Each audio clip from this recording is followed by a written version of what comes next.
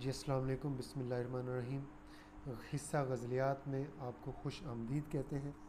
آج کے ہمارے شاعر حسرت موہانی ہیں۔ ان کا حسرت موہانی کا جو اصل نام ہے وہ سید افضل الحسن اور حسرت تخلص تھا۔ سب سے پہلے ان کا زندگی کا دور آپ کے سامنے رکھ دیا جائے۔ یہ 1875 میں پیدا ہوئے اور 1951 میں وفات پائے، یعنی انہوں نے بھی پاکستان کی آزادی کا دور دیکھا۔ آپ یوپی کے قصبے موہان میں پیدا ہوئے اور اسی نسبت سے موہانی کہلائے۔ ان کا اصل نام سید افضل الحسن ہے، حسرت ان کا تخلص ہے۔ موہانی اس لیے کہا جاتا ہے کیونکہ یہ موہان میں پیدا ہوئے، اس لیے موہانی۔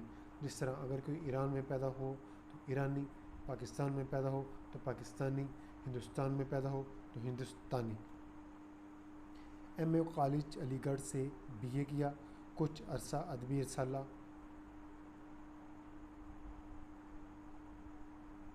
اردوئے معلیٰ نکالتے رہے، پھر ان کے باغیانہ تحریروں کی وجہ سے انگریز حکومت نے یہ رسالہ بند کر دیا۔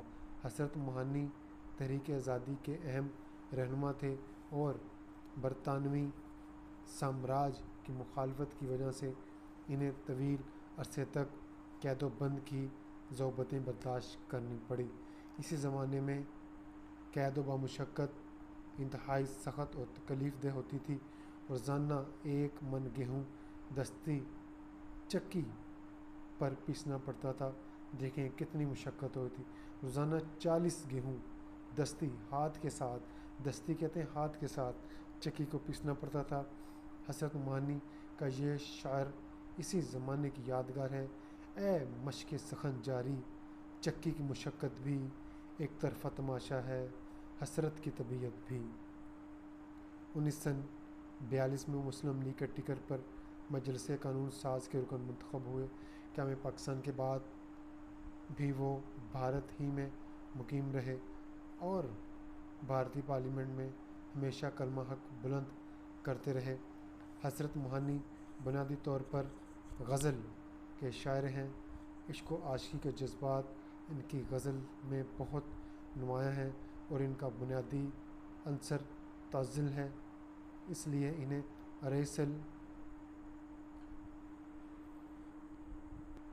رئیس المغزلین کا لقب دیا گیا، یعنی کہ غزلیات کے اندر جو مشہور ہوں انہیں رئیس المغزلین کہا جاتا ہے۔ یہ جمع ہے غزل کی۔ حسرت اصل میں غزلیات بھی جمع ہے، لیکن جب کسی کو شہرت دینی ہو تو رئیس المغزلین کہا جاتا ہے۔ حسرت علی پائے کے غزل گو ہونے کے ساتھ انعقاد ادبیات میں بھی دسترس رکھتے ہیں۔ زبان و بیان کی باریکیوں سے بخوبی واقف تھے۔ انہوں نے دیوان غالب کی شرح بھی لکھی ہے۔ ان کے تصانیف نکات سخن، انتخاب سخن، مشاہدات نداں، کلیات حسرت موہانی اور انتخاب اردو معلیٰ شامل ہیں۔ آئے ان کی غزل پر ایک نظر ڈالتے ہیں۔ مصیبت بھی راحت فزا ہو گئی، تیری آرزو رہنما ہو گئی۔ یہ وہ راستہ ہے دیار وفا کا جہاں باد سرسر صبا ہو گئی۔ میں درماندہ ایک بارگاہ عطا کا گنہگار ہوں، ایک خطا ہو گئی۔ تیرے رتبہ دانے محبت کی حالت تیرے شوق میں کیا سے کیا ہو گئی۔ پہنچ جائیں گے انتہا کو بھی حضرت جب اس راہ کی ابتدا ہوگی، جب اس راہ کی ابتدا ہوگی۔ کلیات حسرت موہانی۔ اب تک کے لیے اتنا ہی، اجازت دیجیے گا اپنے عرفان حسین کو۔ اللہ حافظ۔